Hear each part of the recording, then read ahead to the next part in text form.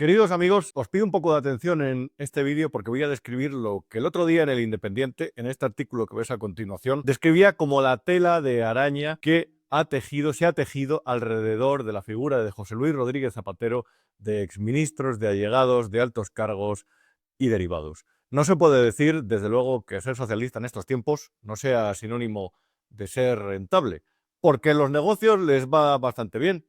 Ahora bien, muchas veces creo que merece la pena analizar ese tipo de negocios, sociedades, entidades, para entender un poco todo lo que los rodea y sobre todo de dónde procede la fortuna de estos cargos y estos ex altos cargos. En la primera consultora que nos podemos fijar es en Acento.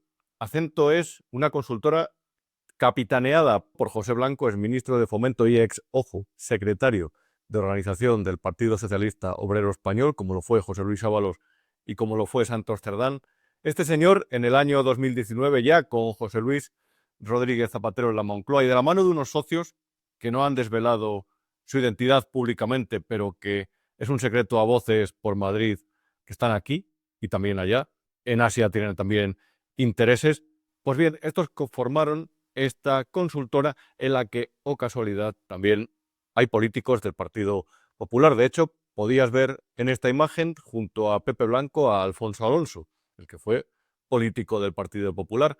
Y en la siguiente imagen, donde por ejemplo puedes ver a Elena Valenciano o a Valeriano Gómez, que estuvieron ligados al Partido Socialista, también puedes ver al hijo de Esteban González Pons y también puedes ver a José María Lasalle, que también formó parte de un gobierno del Partido Popular. Esta empresa, Acento, que tiene su sede en el Paseo de la Castellana de la capital madrileña, ha hecho lobby, labor de asesoría, de relaciones públicas en el Parlamento Europeo, de Asuntos Públicos, quiero decir, en el Parlamento Europeo, para empresas como la Liga, como ISDIN, como Mediapro, atento al círculo, la Liga Mediapro, y sobre todo también para Huawei. Y Huawei es una de las grandes puntas de lanza de lo que sucede en España, de cómo se encaminan los movimientos estratégicos del PSOE entre bambalinas. Presta atención a lo que te voy a comentar, porque lo que sucedió a partir del año 2016, 2017 e incluso 2018 es que desde la OTAN, y especialmente gracias a las presiones del gobierno o debido a las presiones del gobierno de Donald Trump durante su primera legislatura, lo que se pidió es que Huawei quedara excluida de las redes de 5G de la Unión Europea, de los países miembros en Europa de la OTAN. Ya no solamente que se le excluyera de las redes, sino que en lo sucesivo se intentara vetar la tecnología de esta empresa dentro de esas redes. Es una decisión consensuada y reitero, todas las decisiones son susceptibles de debate. A lo mejor a ti te parece mal. Yo sinceramente tengo mis dudas en este sentido. Ahora bien, mientras países como Francia y Alemania fueron, o por supuesto Reino Unido, fueron especialmente celosos a la hora de cuidar que Huawei no se extendiera tanto por sus redes como también por la transferencia de tecnología desde sus teleoperadoras, en este segundo punto España, digamos que fue menos celosa. Y a partir de ahí podemos empezar a ver las relaciones que ha tenido diferentes miembros del gobierno y exmiembros del gobierno y políticos socialistas con Huawei, porque seguro que te resultan especialmente interesantes. En primer lugar, el más evidente, el de José Luis Rodríguez Zapatero, que de sus viajes a China y de sus relaciones de lobby que tiene en España con políticos o incluso con personas vinculadas a China, de eso se ha escrito. De hecho, el Confidencial incluso hablaba de que había formado, de que era el presidente honorífico de un lobby en Madrid que estaba encabezado por una persona de nacionalidad china, que estaba vigilado por el CNI por presuntamente o ante las sospechas de que podía realizar actividades de inteligencia y espionaje aquí. Eso lo reveló José María Olmo en el Confidencial. Hay más nexos. Por ejemplo, Antonio Hernando estaba en Huawei, en Acento mientras hacía lobby por Huawei en Bruselas y posteriormente, el pasado septiembre, casualmente fue nombrado secretario de Estado. ¿De qué?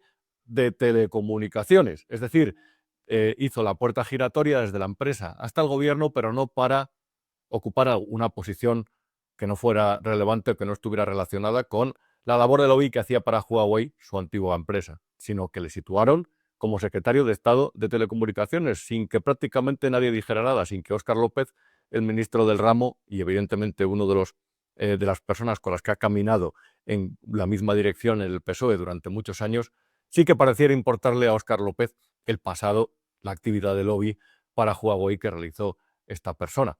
También sucede en el caso de la pareja del ministro José Manuel Álvarez. Evidentemente, la pareja de un político puede hacer las actividades profesionales que le vengan ganas siempre que no presenten conflicto de interés. Y en este caso, evidentemente, no hay sombra de ello. Ahora bien, hay un nexo que resulta bastante evidente.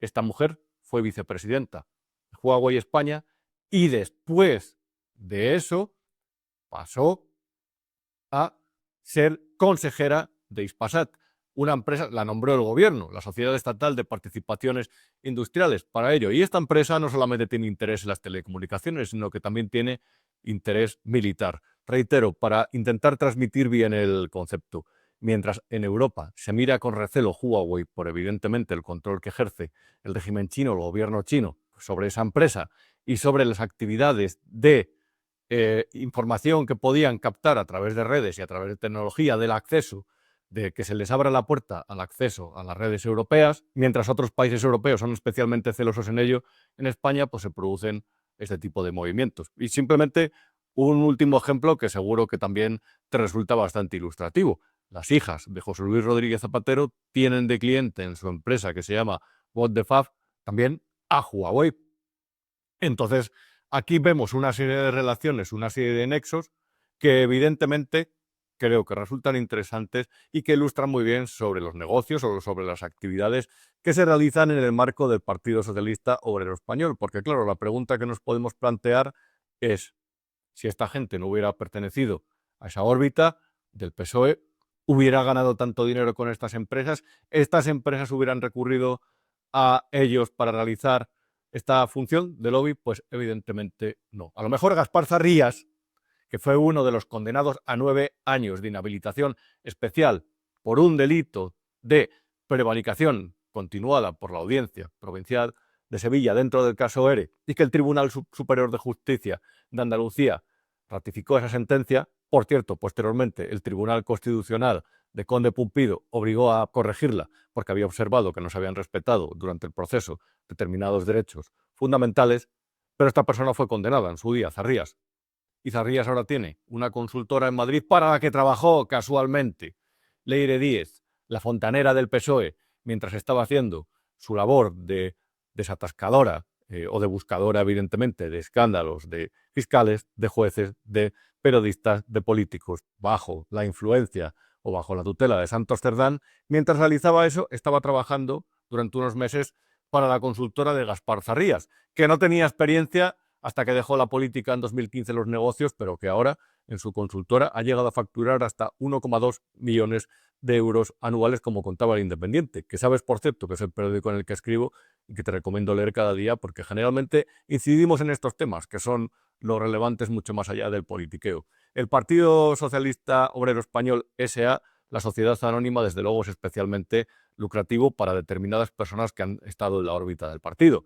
Se llamen Beatriz Corredor, más de 600.000 euros de sueldo en red eléctrica, se llamen Miguel Sebastián, consejero de Indra, se llamen José Montilla, se llamen Valeriano Gómez, se llamen Elena Salgado, etcétera, etcétera, etcétera. Se llamen Mauricio Lucena, Mar Murtra. Todas esas personas que venían de la órbita del PSOE están haciendo negocios, están al mando o de consejeros de empresas cotizadas, algunas público-privadas, algunas privadas, pero evidentemente quien les contrata a las privadas, por ejemplo, Cristina Garmendia, la que fue ministra de Ciencia para Zapatero, actualmente es presidenta no ejecutiva de Mediaset. Quien contrata a estas personas para sus empresas es evidente que sabe del pasado que tienen dentro del Partido Socialista. Y así, queridos amigos, se crea una red, una enorme malla con diferentes nódulos y diferentes nodos que están ocupados por personas que proceden del PSOE, y así se crea una red de influencia que generalmente es positiva para ellos, pero es negativa muchas veces para la competencia, porque eso crea un sistema clientelar que evidentemente no favorece la libre competencia, sino determinados favores o determinadas cuestiones asociadas al partido. Yo sé que hay mucha gente que se enfada por esto y hablan de que han tenido trayectorias profesionales impolutas y espectaculares. Ahora bien, el partido es el partido.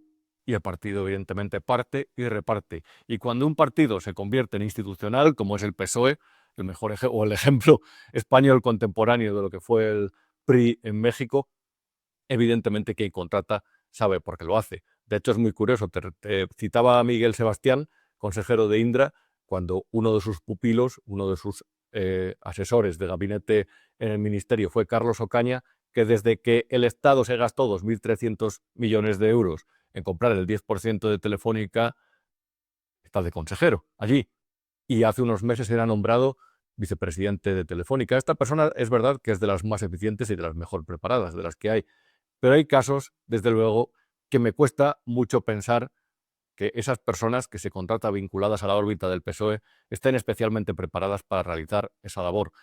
Pero ya se sabe, en España la meritocracia ha quedado absolutamente, ha sido vapuleada, ha quedado destruida por parte de un partido, y en realidad son partidos, porque has visto los cargos del Partido Popular asociados. También estaba Joan Clos, por cierto, que había sido también ministro de Industria del PSOE en Agento.